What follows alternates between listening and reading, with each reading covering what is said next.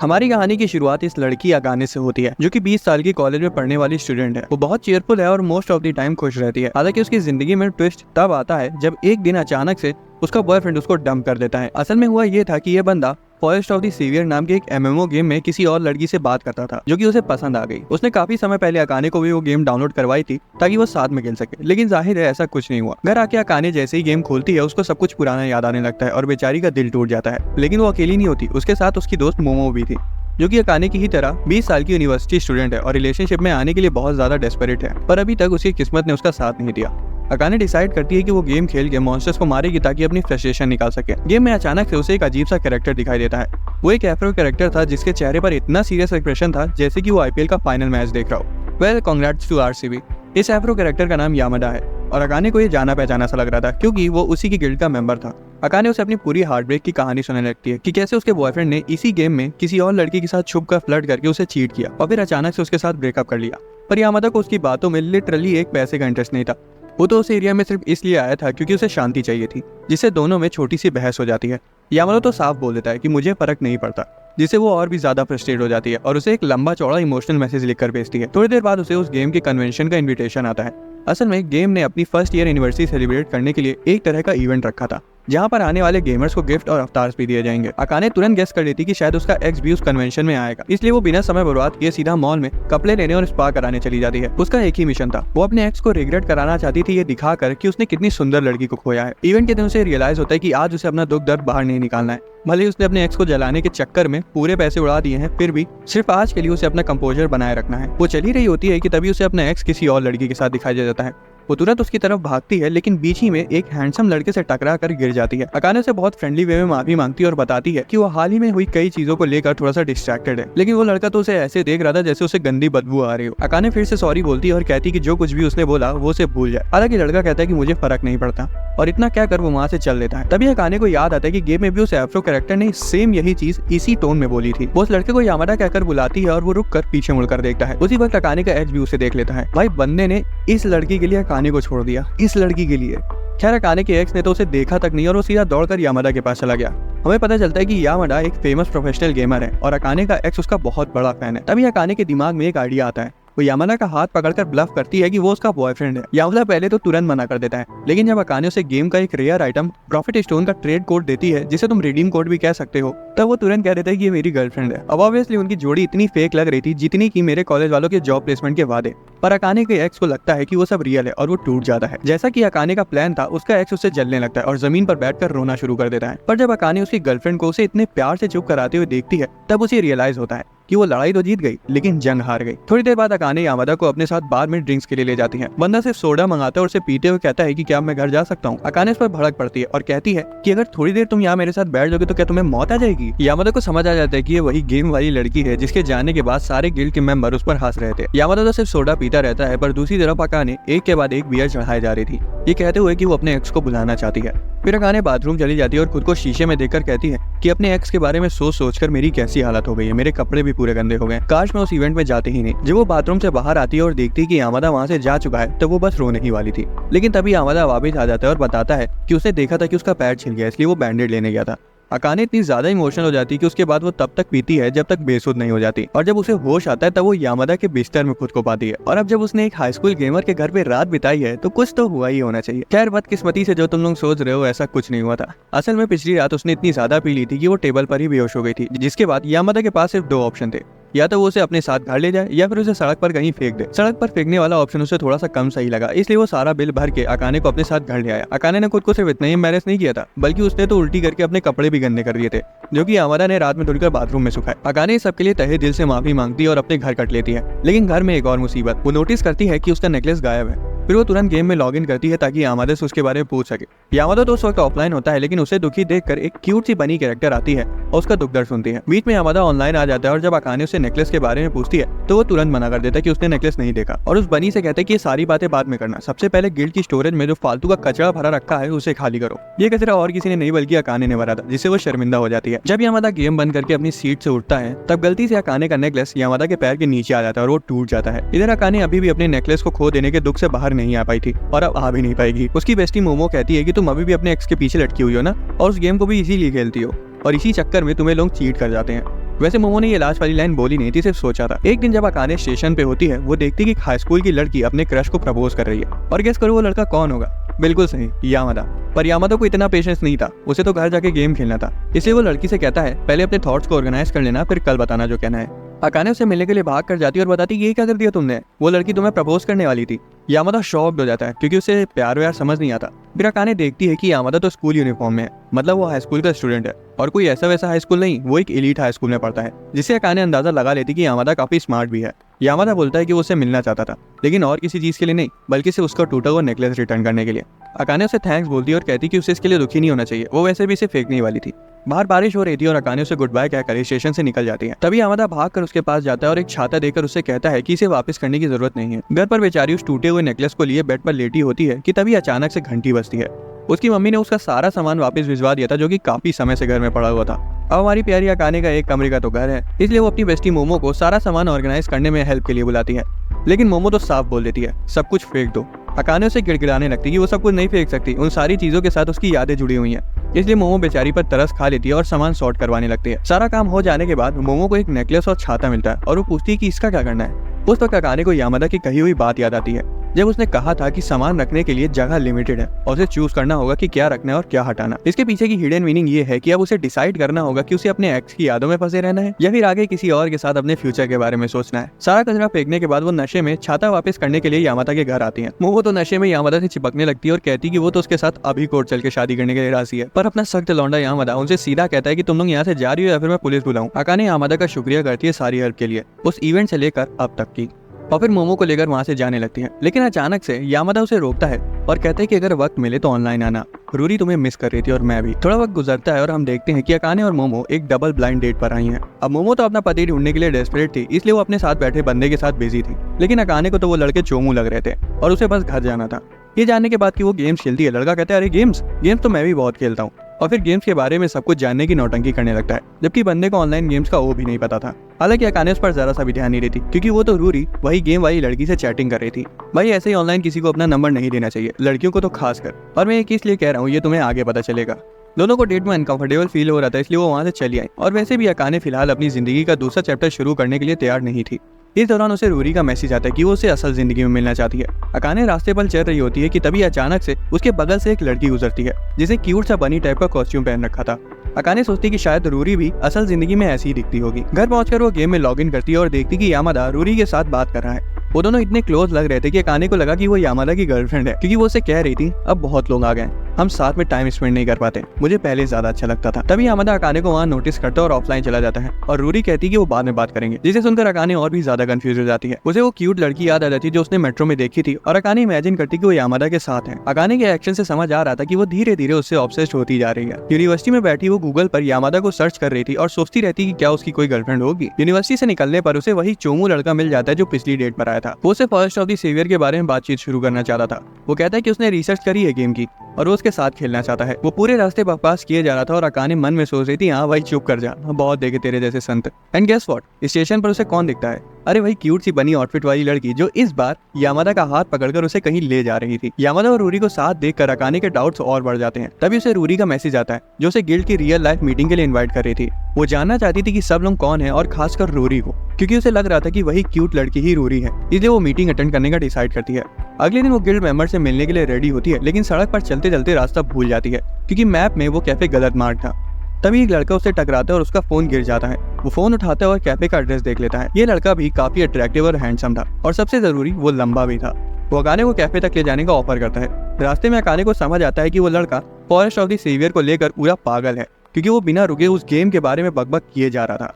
Cafe पहुंचकर वो वही बनी आउटफिट वाली लड़की को देखती है जिसे वो इतने दिनों से रूरी समझ रही थी, और साथ में अपना भाई यामादा भी वहाँ था। वो यामादा की तरफ भागने लगती है, लेकिन बनी आउटफिट वाली लड़की उसे बहुत तीखी नजरों से देखती है, जैसे कि अगर वो यामादा के पास आई तो उसे खा जाएगी। अकाने फ्रेंडली वे में उस लड़की से पूछती है कि क्या वो प्रिंसेस रूरी है, लेकिन वो इग्नोर कर देती है। और यहाँ आता है कहानी में प्लॉट ट्विस्ट। कैफे के अंदर यामादा कहता है कि सब अपना इंट्रोडक्शन दे। पता चलता है कि प्रिंसेस रूरी असल में सफेद बालों वाला लड़का ईता है जिसने अपनी कैरेक्टर अपनी छोटी बहन रूना के बेसिस पर बनाई थी। इसलिए हमने बोला था कि ऑनलाइन अपना नंबर किसी को मत देना, क्या पता जिसको तुम प्यारी सी लड़की समझ रहे हो वो एक 40 साल का पीडोफाइल निकले। रूना ईता की छोटी बहन थी और वही क्यूट लड़की थी जो उसे रास्ते में दिखी थी। साथ में हमें तकीजो नाम का 40 साल का अंकल भी मिलता है जो टीनेजर्स के साथ बैठा थोड़ा अजीब लग रहा था। बट एनीवेज ये सब लोग यामादा के गिल्ड के मेंबर्स हैं और ईता उसका काफी पुराना फ्रेंड। ये सब सुन के अकाने का दिमाग खराब हो जाता है और वो सोचती है कि मैं किन अजीब लोगों के ग्रुप में आ गई। एक नेकामा जो कि असल में लड़का होने के बावजूद ऑनलाइन लड़की बना घूमता है, एक बनी गर्ल जिसने अपने भाई के बेस्ट फ्रेंड पर ही डोरे डाल रखे हैं, और एक 40 साल का अंकल जो अपनी एज के लोगों से दोस्ती नहीं कर पाया इसलिए बच्चों के साथ घूम रहा है। और आखिर में आता है यामादा जिसका तो क्या ही कहना। ये सब लोग नोटिस करते हैं कि यामादा और अकाने एक दूसरे को पहले से जानते हैं, जो कि रूना को बिल्कुल अच्छा नहीं लगता क्योंकि वो यामादा को बचपन से पसंद करती है। अकाने कहती है कि उसे लग रहा था कि रूना और यामादा कपल है क्योंकि गेम्स में वो इतना फ्लर्ट जो करते हैं। यामादा बताता है कि ईता उससे 1 साल बड़ा है और जब वो गेम खेलता है तो अपने कैरेक्टर के जोन में चला जाता है, इसलिए वो उसे फ्लर्ट करने देता है। अकाने फिर कहती है कि जब यामादा ने बताया था कि उसकी कोई गर्लफ्रेंड नहीं है तब उसे लगा था कि वो शायद झूठ बोल रहा है और उसे ये जानकर खुशी है कि वो सच था। रूना डायरेक्टली अकाने से पूछती है कि क्या उसे यामादा पसंद है, लेकिन ईता तुरंत उसका मुंह बंद करवा के कहता है कि मेरी छोटी बहन बड़ी मुंहफट है, इसकी तरफ से मैं सॉरी कहता हूँ। इसके बाद जब अकाने का यामादा से आई कांटेक्ट होता है तब नर्वसनेस में उसे ग्लास गिर जाता है और जब वो उसे उठाने जाती है तो यामादा उसका हाथ पकड़ लेता है और कहता है कि मत करो, टूटा कांच है, तुम्हें लग जाएगा। ये देख कर कि यामादा उसकी फिक्र करता है अकाने शर्माने लगती है, लेकिन यामादा सोचता है कि वो उसे नाराज है इसलिए वो बहाना बनाकर बाहर चला जाता है और ईता भी उसके पीछे पीछे आता है। बाहर ईता से बात करते टाइम यामादा कहता है कि वो लड़कियों के इमोशंस को बिल्कुल भी नहीं समझ पाता। ईता कहता है कि अगर ऐसा ही चलेगा तो उसे कभी गर्लफ्रेंड नहीं मिलेगी। यामादा को अपने बचपन की एक लड़की का फ्लैशबैक आता है जो उसे रोते हुए अलविदा कह रही थी। प्रेजेंट में वापस आके सब लोग अपने अपने रास्ते चले जाते हैं। रूना कहती है कि वो अकाने से नफरत करती है क्योंकि उसे इस चीज से जलन हो रही है कि उसे उसके भाई और चाइल्डहुड क्रश दोनों का टेंशन मिल रहा है। अब उसका सिर्फ एक ही गोल है, अकाने को गिल्ड से निकालना। ईता सॉरी कहता है कि वो अकाने को वापस घर तक ड्रॉप नहीं कर सकता तो यामादा ऑफर करता है। ट्रेन में अकाने यामादा के साथ कन्वर्सेशन स्टार्ट करने की कोशिश करती है, लेकिन वो सवाल ही ऐसे पूछ रही थी जिनका यामादा हाँ या ना में जवाब दे रहा था। जब ट्रेन ब्रेक मारती है तो अकाने यामादा से टकरा जाती है और उसे अपनी जगह दे देता है ताकि अगली ब्रेक पड़ने पर वो हर्ट ना हो। तभी वो नोटिस करती है कि ट्रेन की सारी लड़कियां यामादा को देख रही हैं और अकाने सोचती कि वो देखे भी क्यों ना, तब वो भी उससे अपनी नजरें नहीं हटा पा रही थी। फिर वो उससे पूछती कि वो डिनर में क्या खाएगा, जिस पर वो कन्वीनियंस स्टोर जाकर एक जेली लेकर कहता है कि उसका इतने में पेट भर जाएगा। अकाने तुरंत दौड़ कर जाती है और घर से कड़ी और चावल पैक कर लाती है जो कि उसने सुबह बनाया था। उसको चिंता थी कि अगर यामादा अच्छे से खाना नहीं खाएगा तो उसकी ग्रोथ पर असर पड़ेगा। वो माफी भी मांगती है कि करी में थोड़ा सा मीट कम है क्योंकि इस महीने पैसे की थोड़ी तंगी चल रही है। तभी अचानक अकाने को रूना का कॉल आ जाता है और वो उसे माफी मांगती है और कहती कि उसे सैटरडे को मिलना चाहती है। वो कॉल रख देती है और यामादा अपने घर चला जाता है, लेकिन वो ये जानकर थोड़ा सा हैरान था कि वो उसे सैटरडे को मिलना चाहती है क्योंकि उस दिन तो उसे रूना को पढ़ाने जाना था। रूना के ट्यूटरिंग सेशन के बारे में सोचते हुए सैटरडे आ जाता है। यामादा ईता से पूछता है कि क्या रूना का ट्यूटरिंग सेशन आज कैंसिल है, लेकिन पता चलता है कि नहीं, क्योंकि रूना ने अकाने से खुद मिलने की जगह इस अजीब से आदमी को उसके पास भेज दिया था। ऑब्वियसली ये रूना की एक चाल थी। अकाने के कई बार मना करने के बाद भी वो आदमी बार बार उसे रूरी चांद कहकर बुला रहा था, इसलिए वो दौड़कर बाथरूम चली जाती है। इस बीच यामादा रूना को पढ़ाने आता है। वो रूना से पूछता है कि क्या उसे कहीं जाना नहीं था, जो रूना मना कर देती है। अकाने बाथरूम से रूना को कॉल करने की कोशिश करती है, लेकिन वो छोटी डॉन साफ साफ उसकी कॉल को इग्नोर कर देती है। तभी अचानक से अकाने का बाथरूम का दरवाजा कोई जोर जोर से खटखटाता है और हाँ, वो आदमी लेडीज वॉशरूम में घुस आया था। वो जबरदस्ती उसका बाथरूम डोर खोलने की कोशिश करता है। असल में ये बंदा रूरी से बहुत ज्यादा ऑब्सेस्ड था। इधर यूने यामादा से कन्फेस कर देती कि उसने मेरे भाई की आईडी से गेम में लॉगिन किया और एक आदमी जो उसके भाई के कैरेक्टर रूरी को बहुत ज्यादा चाहता था से कहा कि वो उससे रियल लाइफ में मिलना चाहती है और खुद की जगह चालाकी से अकाने को उसके साथ मिलने भेज दिया। यामादा को तो पता था कि इंटरनेट पर किस तरह के क्रीप्स रहते हैं, इसलिए उसने तुरंत ईता के साथ उनकी चैट्स चेक करी।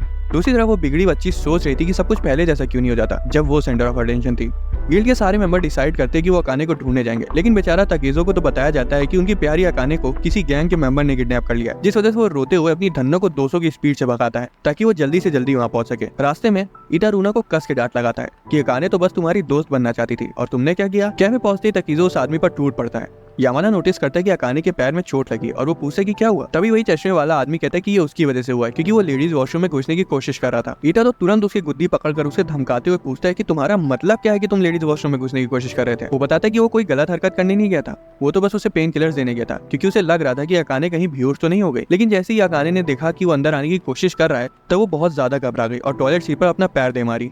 यामादा अकाने से सॉरी बोलता है कि उसने ये नहीं बताया कि वो हर सैटरडे रूना को ट्यूटरिंग देता है, लेकिन अकाने इतनी स्वीट थी कि वो बिल्कुल नाराज नहीं होती। उल्टा वो तो कहती कि अच्छा इसी वजह से रूना नहीं आ पाई। जब वो रूना को देखती है तो उसके पास जाने के लिए दौड़ती है और वो पागल लड़की फिर से अपना पैर चेयर पे दे मारती है। रूना उसके पास आके सॉरी कहती है, लेकिन ईता उससे बोलता है कि अब उसे अच्छी डांट लगानी पड़ेगी और इस बार यामादा भी उसे नहीं बचाने वाला क्योंकि वो डिजर्व करती है। लेकिन अकाने इधर भी उसे डांट से बचाने के लिए पेट दर्द का नाटक करने लगती है और सबको दवा लेने भेज देती है। वो देखती है कि रूना को अपनी गलती का एहसास हो गया, लेकिन वो माफी मांगने से कतरा रही है। अकाने अचानक से गेम के बारे में बात करना शुरू कर देती है और रूना सब कुछ फाइनली एक्सेप्ट कर लेती है कि उसने जानबूझकर उस अजीब आदमी को उसके पास भेजा था और अकाने के साथ गलत बिहेव किया। ये सब उसने सिर्फ इसलिए किया ताकि अकाने उनकी गिल्ड छोड़ दे। ऑब्वियसली उसका प्लान पूरी तरह से फेल हो गया, लेकिन हमारी प्यारी अकाने उसको इसलिए भी माफ कर देती है और उससे उनका सोशल सर्कल ज्वाइन करने की परमिशन मांगती है। दोनों फ्रेंड्स बन जाती है और अकाने ऑफिशियली ग्रुप का नया मेंबर हो जाती है। अब तुम लोगों को लग रहा होगा कि रूना का इतना बदतमीजी वाला एटीट्यूड और ईगो भरी पर्सनैलिटी आई कहां से। असल में वो ससागी फैमिली की छोटी बेटी है। उसकी मम्मी हमेशा ओवर प्रोटेक्टिव रही है और बचपन से उसे जो चाहिए था मिलता रहा है। होते हैं ना कुछ बच्चे जो माँ बाप के कुछ ज्यादा ही लाडले होते हैं, बस वही। हालांकि ये सिर्फ घर में ही था, स्कूल में तो वो किसी को भाव तक नहीं देती थी। उसका कोई दोस्त भी नहीं था, सिर्फ ऑनलाइन फ्रेंड्स।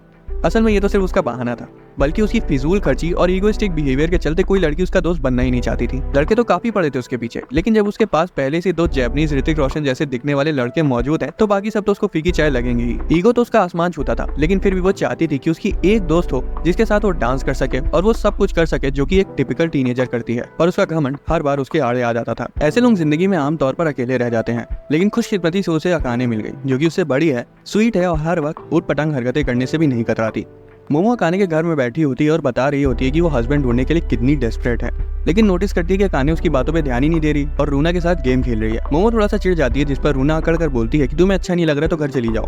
डेढ़ फुटिया मुंह बंद रख अपना, नहीं तो ड्रम में भर के सीधा जीने से लुढ़का दूंगी तुझे। रूना डर जाती है और तुरंत उबक के अकाने के पास चली जाती है। इसके बाद वो यामादा के बारे में बातें करने लगते हैं। रूना बताती है कि भले ही वो लड़कियों में काफी पॉपुलर है, लेकिन आज तक उसकी एक भी गर्लफ्रेंड नहीं बनी। उसी वक्त अकाने यामादा से गेम में मिलती है और उसे अपने नए बूट्स के बारे में बताती है, लेकिन यामादा कहता है कि ये बूट्स उसे किसी काम के नहीं है, क्योंकि वो एक पैलेडिन है, यानी वॉरियर है। लेकिन अगर वो चाहे तो वो उसे अपनी इन्वेंट्री से बूट्स गिफ्ट कर सकता है। अकाने मना कर देती है क्योंकि वो खुद से हंटिंग करके उन्हें हासिल करना चाहती थी। गेम एकदम एक्साइटिंग मोड पर था कि तभी लैपटॉप क्रैश हो जाता है और उससे धुआं निकलने लगता है। अकाने बेचारी दुखी हो जाती है क्योंकि अब नया लैपटॉप खरीदने के लिए उसे पैसे चाहिए होंगे, जो कि उसके पास थे नहीं। घर पर रूना अपने भाई को बताती है कि अकाने का लैपटॉप खराब हो गया है, जिस वजह से वो बहुत उदास है। इधर अकाने लैपटॉप के खराब हो जाने की वजह से रोई जा रही थी कि तभी डोरबेल बजती है। दरवाजा खोलने पर उसे वहाँ यामादा दिखाई देता है, जो कि एक जेंटलमैन बनकर आया था। असल में रूना उसे वहाँ लेकर आई थी क्योंकि ईता ने यामादा से रिक्वेस्ट की थी कि वो अकाने का लैपटॉप एक बार जाके चेक कर ले। वो अंदर आता है बिना ये नोटिस किए कि अकाने के ब्रा उसके कमरे में सूख रहे हैं, जिन्हें वो झट से हटा लेती है। फिर वो उनके लिए खाना बनाने का ऑफर करती है। यामादा उसे रोकता है और उस दिन करी देने के लिए थैंक्स बोलता है और टिफिन वापस ना ला पाने के लिए माफी मांगता है। इस बीच रूना एक्सेप्ट कर लेती है कि यामादा कभी उसकी फीलिंग्स रिटर्न नहीं करेगा, क्योंकि वो उसे छोटी बहन की तरह देखता है। इसलिए अब उसका एक ही मिशन है, यामादा और अकाने की जोड़ी बनवाना। वो ईता से कॉल करके पूछती कि अब वो क्या करे, और ईता बताता है कि अब उन्हें एक रोमांटिक कॉमेडी वाला सिनेरियो क्रिएट करना होगा। रूना थोड़ा कुछ मस्ती करने का ट्राई करती है, लेकिन कुछ काम नहीं आता। इसलिए आखिर में वो अकाने को धक्का दे देती है ताकि वो यामादा से टकराए और कुछ केमिस्ट्री स्टार्ट हो। लेकिन यहाँ भी वो फेल हो जाती है क्योंकि अकाने का बाल यामादा की आंखों में घुस जाता है। जब वो चेक करने के लिए उसके नजदीक आती है, तब किसी लड़की को पहली बार इतने पास से देखने की वजह से वो घबरा जाता है कि कहीं वो उसकी आंखों में हमेशा के लिए ना खो जाए। वो उसे पीछे करके तुरंत अपने घर से टूल्स लेने के बहाने वहां से चला जाता है। बाहर जाते टाइम यामादा को अपने बचपन का फ्लैशबैक आता है, जिसमें एक लड़की उससे कह रही थी कि वो हमेशा साथ रहेंगे। लेकिन यामादा लॉजिकल जवाब देता है कि ये पॉसिबल ही नहीं है। प्रेजेंट में वापस आके हमें उसे कन्वीनियंस स्टोर में शॉपिंग करते हुए दिखाया जाता है, जहाँ की कैशियर उसे काफी समय से पसंद करती थी और उसका नाम जानना चाहती थी। वो भी उसी स्कूल से पास आउट हुई है जहाँ वो अभी पढ़ रहा है, लेकिन अपना यामादा उसके हिंट्स को जरा सा भी नहीं समझ पाता और बिजी है कहकर वहाँ से निकल जाता है। अकाने के घर वापस आकर वो उन दोनों को सोया हुआ पाता है। वो देखता है कि अकाने सोते वक्त कितनी स्वीट और इनोसेंट लगती है। वो अचानक से उसकी हेयर क्लिप निकालता है ताकि उसके बाल खुल जाएं और वो अकाने की पूरी खूबसूरती की एक झलक देख सके। तभी कोई दरवाजा खटखटाता है, जो कि और कोई नहीं बल्कि अकाने का एक्स था। यामादा दरवाजा खोलता है और वो लड़का तो पागल हो जाता है कि उसका आइडल अकाने के घर पर है। वो कहता है कि उसे पहले से शक था कि उनका रिलेशनशिप फेक है, क्योंकि वो यामादा को खूब कायदे से स्टॉक करता है और उसने उसकी किसी सोशल मीडिया पोस्ट पर किसी लड़की से रिलेटेड कुछ भी नहीं देखा। हरकतें सही नहीं है इस लड़के की, मैं बता रहा हूँ। वो तो सिर्फ अकाने के टिफिन वापस करने आया था, क्योंकि अकाने उसके लिए खाना बनाती थी और वो टिफिन वापस करना भूल जाता था, इसलिए वो हर बार नया खरीदती थी। अब समझ आया कि इसके पैसे जा कहाँ रहे थे। जब वो जाने लगता है तो यामादा से कहता है कि अकाने को ना बताए कि वो यहाँ आया था, जो यामादा मान जाता है। जब वो चला जाता है, अकाने बाहर आती है और यामादा की बातें सुनकर हंसने लगती है कि वो टिफिन अपने आप वहाँ आ गया। अंदर यामादा उसकी हेयर क्लिप लौटा देता है, जिससे वो थोड़ा सरप्राइज हो जाती है क्योंकि उसने नोटिस ही नहीं किया कि कब सोते वक्त वो गिर गई। यामादा कहता है कि वो गिरी नहीं थी, उसने निकाली थी। उसका मन था कि उसे खुले बालों में देखे। अकाने तो ये सुनकर शॉक्ड हो जाती है। कुछ दिनों बाद अकाने को कन्वीनियंस स्टोर में जॉब के लिए अप्लाई करते हुए दिखाया जाता है, जो कि उसके घर के बहुत पास है। फोन पर मोमो से बात करते हुए वो बताती है कि उसके गिल्ड के मेंबर्स ने लैपटॉप को फिक्स कर दिया और पैसे भी नहीं लिए और मिसिंग पार्ट भी खरीद दिया। कुछ दिनों बाद गेम में वापस लॉगिन करने पर वो रूरी से मिलती है, जो उसे तकेजो का कैरेक्टर से इंट्रोड्यूस कराती है, जो कि एक मच्छर जितना छोटा था। अकाने उन्हें लैपटॉप बनाने में हेल्प के लिए कुछ देना चाहती थी, क्योंकि उन्होंने लिटरली उसका पूरा GPU, ग्राफिक कार्ड सब बदल दिया था। उसके इतने इंसिस्ट करने पर वो उसे यामादा के हाई स्कूल फेयर में चलने के लिए इन्वाइट करते हैं। स्कूल में यामादा की लाइफ बिल्कुल इजी मोड पर है, क्योंकि वो सभी लड़कियों की सेंटर ऑफ अटेंशन है। हम सुसागी से मिलते हैं, जो कि स्कूल में यामादा की इकलौती फीमेल फ्रेंड है, क्योंकि वो भी बिल्कुल उसी की तरह है। वो कहती कि कल उसने उसका मैच लाइव देखा था। अब वो अपनी पहले वाली स्किल्स को पूरी तरह से खो चुका है और FPS गेम्स खेलने के लायक नहीं है। फेस्टिवल में गिल्ड के सारे मेंबर आते हैं और अकाने को बहुत मजा आता है, लेकिन रूना घबरा जाती है और उसका पेट दुखने लगता है क्योंकि अगले साल उसे इसी स्कूल के एंट्रेंस एग्जाम देने हैं। वो बाथरूम जाती है और जब अकाने उसका बाहर इंतजार कर रही थी तो वो यामादा को नोटिस कर रही है। वो उसके पास जाने में थोड़ा सा शर्मा रही थी, लेकिन यामादा ने उसे देख लिया था और वो अपने दोस्तों से कहता है कि मैं बाहर जा रहा हूँ, वेट मत करना मेरा। वो अकाने से मिलता है और वो दोनों रूना को इन्फर्मरी ले जाते हैं। नर्स बताती है कि उसे बुखार उखार कुछ नहीं है, बस भूख लगी है। रूना लिस्ट बताती है कि उसे क्या खाना है और वो लेने चले जाते हैं। हॉल में सभी बच्चे, खासकर सारी लड़कियां उन्हें घूर रही थी कि आखिर यामादा के साथ ये लड़की है कौन। कुछ जूनियर्स उसके पास आती है और डायरेक्टली पूछ लेती कि क्या वो दोनों कपल्स हैं। यहाँ तक कि फिजिकल एजुकेशन के टीचर यामादा को कांग्रेचुलेट करते कि आखिरकार उसकी गर्लफ्रेंड बन ही गई, और फिर उसकी टांग भी खींचते कि उसने अपनी उम्र से बड़ी लड़की फंसाई। कहते हैं ना, शायद जितना पुराना हो उतना ही मीठा होता है। काफी देर सभी की इंटरोगेशन के बाद वो लोग स्कूल से बाहर आ पाते हैं, जहाँ उनकी मुलाकात ईता और तकेजो से होती है। यहाँ ईता एक कमेंट मारता है कि अब जब उन्हें कपल्स कहकर चिढ़ाया ही जा रहा है तो क्या ये सही नहीं होगा कि वो ऑफिशियली डेट करना शुरू कर दें। यामादा कहता है हाँ क्यों नहीं, लेकिन अकाने नर्वस हो जाती है और उसका चेहरा पूरा लाल हो जाता है। हालांकि ईता माफी मांगता है और कहता है कि वो तो बस मजाक कर रहा था, लेकिन अकाने उठकर वहां से भाग जाती है और यामादा भी उसके पीछे पीछे जाता है। रास्ते में हमें पता चलता है कि सुसाकी भी यामादा के पीछे पड़ी है। वो अकाने से अकेले में बात करना चाहता था, लेकिन लड़कियां तो उनको अकेले छोड़ने का नाम ही नहीं ले रही थी, इसलिए अकाने उसे खींच कर टॉप फ्लोर पर ले जाती हैं। ऊपर वो उससे पूछता है कि तुम शर्मा क्यों गई थी, जिस पर वो कहता है कि क्यों ना शर्माए भाई, ईता ने अचानक से किसी के साथ मुझे शिप कर दिया, और अगर मैं उसके मजाक को सीरियसली लेकर बोल देती कि हाँ ठीक है मैं यामादा को डेट करूंगी तब तुम क्या करते। यामादा कहता है कि अगर ऐसा होता तो ये उसके लिए बहुत गर्व की बात होती, क्योंकि अकाने उसके लिए उस फूल की तरह है जिस तक वो कभी नहीं पहुंच सकता, इसलिए उसने उसके बारे में कभी सोचा ही नहीं। फाइनली अकाने के सारे डाउट्स क्लियर हो जाते हैं और वो टॉपिक को इग्नोर करके रूना के लिए शॉपिंग करने चली जाती है। फेस्टिवल के कुछ दिनों बाद हम देखते हैं कि यामादा सुपरमार्केट में शॉपिंग करने जा रहा है और वो कितने प्यार से उसे अटेंड करती है। असल में गेम में अकाने ने उसे बोल बोल के पागल कर दिया था कि वो उसकी सुपरमार्केट जाके शॉपिंग करे। अकाने कहती है कि रूना वाले इंसिडेंट के बाद उन्हें ज्यादा मिलने का मौका ही नहीं मिला। अकाने की कोवर्कर आंटी उसे यामादा को लेकर छेड़ने लगती हैं और कहती कि वो कितना हैंडसम है, बिल्कुल किसी हीरो की तरह। भाई आंटी भी पिघल गई। अकाने यामादा से कहती है वो थोड़ी देर वेट करे, फिर वो साथ चलेंगे क्योंकि उसकी शिफ्ट खत्म ही होने वाली है। आंटी अभी भी उसे यामादा को लेकर चिढ़ाती रहती है, लेकिन अकाने एडमिट नहीं करती कि उसे यामादा पसंद है। रास्ते में अकाने यामादा को करी देती है जो कि उसने उसे थैंक्स कहने के लिए बनाई थी, क्योंकि उसने उसका कंप्यूटर फिक्स किया था। वो जोर देकर कहती कि अब ये करी अच्छी वाली है क्योंकि अब उसके पास पैसे हैं। अकाने छींकती है और लग रहा था कि उसको जुकाम हो गया है। तभी यामादा अचानक से उसे पकड़ कर एक बाइक से बचा लेता है। रास्ते में उनकी ज्यादा बात नहीं होती। घर में मोमो के साथ बैठी अकाने बात कर रही थी कि यामादा को एहसास भी नहीं होता वो कितना काइंड है, और सोचती कि ये सिर्फ उसके मन का वहम है और उसे प्यार नहीं करना चाहिए। मोमो उसके नेल्स पेंट कर रही होती है और पूछती कि क्या उसे पसंद नहीं है कि यामादा उसे कभी ना पा पाने वाला फूल कहता है। अकाने कहती कि उसे इसी बात से तो डर है कि कहीं वो यामादा की बेसिक काइंडनेस से गलत हिंट्स ना कैच कर ले। हालांकि मोमो कहती कि अरे फ्लो में बता देना उसे तुम कैसा फील करती हो, लेकिन अकाने तुरंत मना कर देती है। फिर मोमो एक बहुत जरूरी बात कहती है कि वो यामादा की फीलिंग्स के बारे में तो बहुत बात करती है, लेकिन क्या खुद की फीलिंग्स को लेकर ऑनेस्ट है। तभी अकाने को रूना की इमरजेंसी कॉल आती है कि गिल्ड में एक बहुत बड़ी प्रॉब्लम हो गई है। गिल्ड बैन हो गई? नहीं, वो बस इतना बताने के लिए कॉल की थी कि गिल्ड में एक नई मेंबर जुड़ने वाली है। रूना की नौटंकी की कोई हद नहीं है।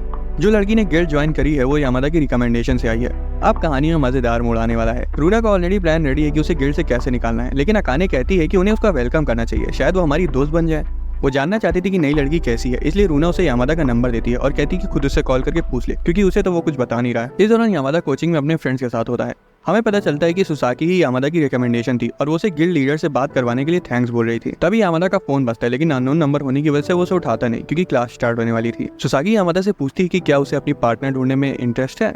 वो कहता है कि उतना कुछ खास नहीं। क्लास के बाद यामादा उसी नंबर पर कॉल करता है और अकाने कॉल उठाती है और हर रोज की तरह बकबक करना शुरू हो जाती है और कहती है कि वो ज्यादा देर बात नहीं कर सकती क्योंकि उसे काम पर जाना है। यामादा को चिंता थी क्योंकि अकाने को जुकाम है और शायद वो बढ़ सकता है। देखने से लग रहा था कि सुसाकी को थोड़ी जलन हो रही कि कोई उसके आगे निकल रहा है, इसलिए वो पूछती है कि अकाने है कैसी। यामादा को उसकी सारी खूबियां मालूम थी, लेकिन वो उन्हें शब्दों में बयान नहीं कर सकता। बाद में हम देखते हैं यामादा रूना को जब पढ़ा रहा था तभी रूना को अकाने का कॉल आता है। सीन ये हुआ था कि अकाने को इतना भयंकर बुखार चढ़ गया था कि वो ढंग से खड़ी तक नहीं हो पा रही थी। वो दवा लेने जाने के लिए साइकिल स्टैंड तक जैसे तैसे जाती है, लेकिन रोड पर ही गिर जाती है। खुशकिस्मती से यामादा उसका हाल चाल लेने के लिए उसके घर ही आ रहा था और उसे इस हालत में देखकर उसे घर उठा ले गया। दूसरी तरफ घर जाते वक्त सुसाकी यामादा के दोस्त से बात कर रही होती है। वो उसे सलाह देता है कि अगर तुमने जल्दी नहीं करी तो कोई और परी तुम्हारे राजकुमार को उड़ा ले जाएगी। फ्लैशबैक में हम देखते हैं कि वही थी जिसने यामादा को प्रोफेशनल गेमर बनने के लिए मोटिवेट किया था। उसको लग रहा था कि वो हैक्स यूज करता है, इसलिए उसके घर गई ये देखने के लिए कि आखिर वो गेम खेलता कैसे है, और उसकी स्किल्स को देखकर वो इतना इंप्रेस हो गई कि कब 4 घंटे बीत गए उसे पता ही नहीं चला। फाइनली वो सजेस्ट करती है कि उसे इसमें अपना कैरियर बनाना चाहिए, और धीरे धीरे उसके साथ रहते रहते सुसाकी को उससे प्यार हो गया। ये जानते हुए कि वो इमोशनली कंजर्व्ड है, फिर भी एक दिन स्कूल में यामादा ने उसे उस लड़की के बारे में बताया जो मिडिल स्कूल में बुली होती थी, जिस वजह से उसने स्कूल आना बंद कर दिया। और क्योंकि उसका घर उसके पास था इसलिए वो डेली उसे क्लास के नोट्स देता था। समय के साथ वो दोनों दोस्त बन गए और काफी समय साथ बिताने लगे, लेकिन ट्विस्ट ये था कि वो सब सिर्फ उसकी बेसिक काइंडनेस थी और नोट भी वो उसे टीचर की रिक्वेस्ट पर देता था।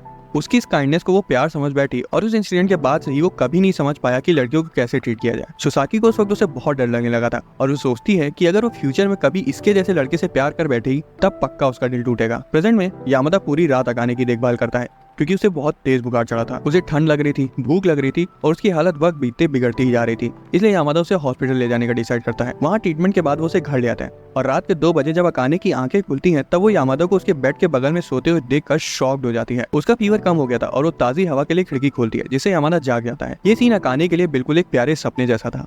यामादा बताता है कि जब वो उसके घर आ रहा था तब वो उसे रास्ते में पड़ी हुई मिली, जिसके बाद वो उसे हॉस्पिटल ले गया और पूरे समय उसके साथ रहा। उसका दिल से शुक्रिया अदा करती है और कहती है कि उसका ये एहसान जिंदगी भर याद रखेगी। थोड़ी देर बात करने के बाद वो ऊपर वाले का शुक्रिया अदा करती है कि उसके एक्स ने उसे छोड़ दिया क्योंकि वो जितना टाइम वेस्ट करता उतना ही उस पर चीट करता और यामादा जैसे अच्छे इंसान के साथ होने की वजह से वो अपने ट्रामा से उभर भी पाई। तभी यामादा को याद आता है कि जब बचपन में उस लड़की ने उसे गुड बाय बोला था तब वो भी मुस्कुरा रही थी। उसके बाद यामादा अकाने के ऊपर चढ़ जाता है और जो तुम सोच रहे हो उसके लिए नहीं, उसके पैर में क्रैम्प आ गया था इसलिए वो बस उसे स्ट्रेस कर रहा था। उसकी कातिलाना निगाहों को देखकर अकाने तो मर ही जाती है। पूरी रात उसकी देखभाल करने के बाद यामादा बिना सोए स्कूल निकल जाता है।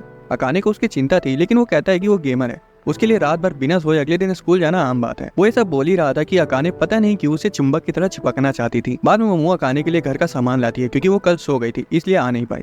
उसे पता नहीं था कि वो बीमार है और जब उसे पता चला कि यामादा ने पूरी रात उसकी केयर करी तब उसके होश उड़ गए और वो अभी भी हैरान है कि उनके बीच कुछ हुआ नहीं। अब कुछ होने तो वाला था लेकिन अकाने की टांग खुलने की जगह अकड़ गई। उसे इस बात की भी चिंता हो रही थी कि अकाने हार्ट ब्रेक के बाद से प्यार के बारे में सोच ही नहीं रही है। जाते हुए वो कहती है कि प्यार में समय का बहुत बड़ा रोल होता है। बाद में यामादा मैसेज करके पूछते है कि वो कैसी है। अकाने तो उसका मैसेज अपने फोन पर देख कर ही खुश हो जाती है। रूना का मैसेज देखने के बाद वो गेम में लॉग इन करती है जहाँ उसे ईता और सुसाकी मिलते हैं और सब हंटिंग जाने का डिसाइड करते हैं। अकाने जानकर बहुत खुश होती है कि सुसाकी भी एक पैलाडिन है क्योंकि वो शुरुआती लेवल पर काफी वीक होते हैं। सुसाकी डाउट करने लगती कि फिर उसने ये क्लास क्यों चुनी, जिस पर अकाने कहती कि एफर्ट ज्यादा मैटर करते हैं क्योंकि हायर लेवल्स पे वो सबसे स्ट्रॉन्ग क्लास मानी जाती है। वो सब एक कमजोर बॉस को ढूंढते हैं, हालांकि पूरी ताकत से हमला करने के बाद भी उस पर एक खरोच तक नहीं आती। ईता वहाँ बैठा रहता है और अटैक नहीं करता क्योंकि अगर वो करेगा तो बॉस 2 सेकंड में हार जाएगा। दोनों पैलेडिन्स मिलकर उस पर हमला करती हैं लेकिन उसे डैमेज ही नहीं लगता क्योंकि उनकी डीपीएस से ज्यादा उसकी हेल्थ रीजनरेशन स्पीड थी। वो घंटों तक कीबोर्ड तोड़ती रहती है लेकिन बॉस का बाल भी बाका नहीं कर पाई। आखिर में बॉस बोर होकर खुद ही वहां से चला जाता है। हालांकि इतना देर साथ खेलने की वजह से सुसाकी को समझ आ गया था कि अकाने अच्छी लड़की है। अकाने यामादा को कॉल करके सब कुछ बताती है और दूसरी तरफ ईता और सुसाकी बात करते हैं। सुसाकी क्लियरली प्रिटेंड नहीं करती कि वो यामादा को चाहती है लेकिन ईता समझ जाता है कि शायद उसे कोई पसंद है और वो खुल के बोल नहीं पा रही है, इसलिए वो कहता है कि उसे किसी की मोटिवेशन की जरूरत नहीं है, बस वो जो मन में है बोल दे। दूसरी तरफ यामादा अकाने से पूछता है कि क्या कोई जरूरी बात थी, जिस पर वो कहती है कि नहीं, उसे बस उसकी आवाज सुननी थी। अगले वीकेंड पर वो मोमो से मिलती है क्योंकि उसे कुछ जरूरी बात करनी थी, लेकिन उससे पहले वो पूछती है कि उसे क्या लगता है कि उसके एक्स ने उसे क्यों छोड़ा होगा। असल में वो जानना चाहती थी कि उसमें क्या कमी है ताकि वो उसे ठीक कर सके और अगले रिलेशनशिप के लिए रेडी हो सके। तभी अचानक 2 लड़के आते हैं जो कि कल की डेट से मोमो को जानते थे। मोमो के मना करने के बाद भी वो जबरदस्ती वहाँ बैठ जाते हैं, उन्हें इनकंफर्टेबल कर देते हैं और जब हद पार हो जाती है तभी अचानक से ईता वहाँ आता है जो कि उसी कैफे का वेटर था। वो उन दोनों लड़कों को आराम से हैंडल करके दूसरी सीट पर भेज देता है। अकाने तो उसे देखकर बहुत खुश हो जाती है और मोमो सोचने लगती है कि इतने हैंडसम लड़के फॉस खेल रहे हैं और मैं यहाँ एवरेज लड़कों के साथ ब्लाइंड डेट पर जा रही हूँ। ईता की शिफ्ट खत्म हो जाती है और वो अकाने और मोमो को वेट करते हुए देखकर सरप्राइज हो जाता है। अकाने अपनी बेस्ट फ्रेंड मोमो और प्रिंसेस रूरी दोनों की सलाह चाहती थी क्योंकि जब उसके बॉयफ्रेंड ने उससे ब्रेकअप किया था तब वो ऑनलाइन गेम्स में खो गई थी और प्रिंसेस रूरी ने उसे ढूंढा था और उसकी सारी बातें सुनी थी जिससे वो उस पर विश्वास करती है। अकाने सीधा सीधा कुछ नहीं बोल रही थी इसलिए मोमो डायरेक्टली बता देती है कि अकाने प्यार में है और जानना चाहती है कि उसके एक्स ने उसे क्यों छोड़ा। वो बस जानना चाहती थी कि उसमें ऐसी क्या कमी है जो उसकी फ्यूचर रिलेशनशिप को अफेक्ट कर सकती है। ईता रिकमेंड करता है कि वो सीधा उससे जाके बात करे क्योंकि वो तो जान ही गया था कि उसे और कोई नहीं बल्कि यामादा पसंद है। वो आगे कहता है कि अगर अकाने रिजेक्ट हो भी गई तो वो तो है ही उसे तसल्ली देने के लिए। पूरी मोटिवेशन के साथ वो डायरेक्टली यामादा को ढूंढने निकल जाती है। हमारी डेस्परेट मोमो यहाँ पे दिखाने लगती है कि वो कितनी डेस्परेट है। वो खुद को 20 साल की यूनिवर्सिटी स्टूडेंट इंट्रोड्यूस करती है जो सीरियस है पार्टनर ढूंढने के लिए और पूछती है कि क्या वो इंटरेस्टेड है। भाई मेरे हिसाब से यहाँ इन दोनों का थोड़ा सा रोमांटिक एंगल दिखाना चाहिए था क्योंकि ज्यादातर एनिमेज में मेन कपल से ज्यादा अच्छा रोमांस साइड कपल्स का होता है। खैर रास्ते में वो यामादा के बारे में सोचती जाती है और आखिर में एक्सेप्ट कर ही लेती है कि वो उसे सच में प्यार करती है। वो घर पहुंचकर कन्फेस करने वाली होती है कि तभी एक आंटी इंटरप्ट कर देती है। वो कहता है कि उसे कोचिंग के लिए लेट हो रही है इसलिए उसे जो बताना है वो रास्ते में बता दे। जब अकाने कहने वाली होती है कि वो दूसरे दिन आएगी तब यामादा डोर बंद कर देता है। रास्ते में अकाने हिम्मत जुटाकर कन्फेस करने की कोशिश करती है लेकिन ऐसे रोड पे सबके सामने कन्फेस करने से उसे थोड़ी शर्म आ रही थी तो वो दूसरे दिन करने का डिसाइड करती है। तभी वो डिस्ट्रैक्ट हो जाती है और गाड़ी से टकराने वाली थी। अगर यामादा वहाँ नहीं होता तो वो कल कन्फेस करने के लिए जिंदा ही न बचती। फिर यामादा उसका हाथ पकड़कर स्टेशन ले जाता है और स्टेशन पहुंचकर यामादा कहता है कि रास्ते में बात तो हो नहीं पाई लेकिन क्लास के बाद वो उसे कॉल करेगा क्योंकि वो सुनना चाहता है कि अकाने क्या कहना चाहती है। यामादा को समझ तो आ गया था लेकिन वही बात बात है ना कि बात कटे तो कटे लेकिन नौटंकी ना घटे। बाद में कोचिंग में बारिश स्टार्ट हो जाती और दुविधा ये थी कि दोनों दोस्तों में यामादा के साथ अम्ब्रेला कौन शेयर करेगा। उसका फ्रेंड सुसाकी की हेल्प करना चाहता था, इसलिए वो कहता है कि बेहतर यही होगा कि सुसाकी और यामादा साथ जाएं। रास्ते में सुसाकी नोटिस करती है कि वो डिस्ट्रैक्ट हो रहा है एक ऐसी लड़की से जो कि बिल्कुल अकाने की तरह दिख रही थी। दोनों रास्ते भर में ज्यादा बात नहीं करते तो यामादा कहता है कि बेहतर यही है कि वो अम्ब्रेला ले ले। स्टेशन पास में है, वो भागकर चला जाएगा, लेकिन वो अपने प्यार को इतनी आसानी से कैसे जाने देती, इसलिए वो भी उसके पीछे भागने लगती है। लेकिन किसी से टकरा कर उसके ग्लासेस गिर जाते हैं। लकीली यामादा आकर ग्लासेस ढूंढ लेता है, लेकिन वो टूट चुके थे। यहाँ सुसाकी यामादा को कन्फेस कर देती है और इसी की वजह से यामादा ने अकाने को कॉल नहीं किया। सिंपली उसे एक मैसेज आता है कि आज रात बात नहीं हो पाएगी। यामादा रोना को ट्यूटरिंग देने जाता है और ईता बहुत क्यूरियस था क्योंकि वो जानता था कि आज कोई लड़की तो कन्फेस करने वाली है। ऑब्वियसली उसे ये एक्सपेक्ट नहीं था कि वो लड़की सुसाकी होगी। अगले दिन यामादा सुपरमार्केट में अकाने को देखने जाता है। अकाने को अजीब लगता है क्योंकि यामादा कभी सुपरमार्केट नहीं आता और वो नोटिस करती कि आज वो कुछ अलग लग रहा है। उसे चीयर अप करने के लिए वो गेम के बारे में बात करती है। वो बताती है कि उसे एक नई सोर्ड मिली है और उसे उसकी क्लास नहीं पता, तो वो यामादा के हाथ पर उसे ड्रॉ कर देती है। यहाँ यामादा अपने दिल की बात कहता है कि वो बोरिंग है और अक्सर समझ नहीं पाता कि लोग उसके लिए क्या फील कर रहे हैं। लेकिन अकाने उसकी सारी क्वालिटीज बताती है जो उसे पसंद है और कहती है कि वो उस पर ट्रस्ट कर सकता है। रात को यामादा सुसाकी से मिलने जाता है। यहाँ वो कन्फेस करती है कि वो उसे फर्स्ट ईयर से पसंद करती है। एक्चुअली उस रात उसने प्रॉपर्ली कन्फेस नहीं किया था, इसलिए सुसाकी उसे अच्छे से सब कुछ बताती है कि उसे उसका सब कुछ पसंद है। वो कैसे चलता है, कैसे जमीन को देखता है और कैसे सीलिंग को देखता है। हालांकि आंसुओं को आंखों में लेकर वो कहती है कि उसे पता है कि यामादा किसी और को ज्यादा पसंद करता है, लेकिन उसके दिमाग में ये बात बहुत समय से थी और वो रिग्रेट की जिंदगी नहीं जीना चाहती थी।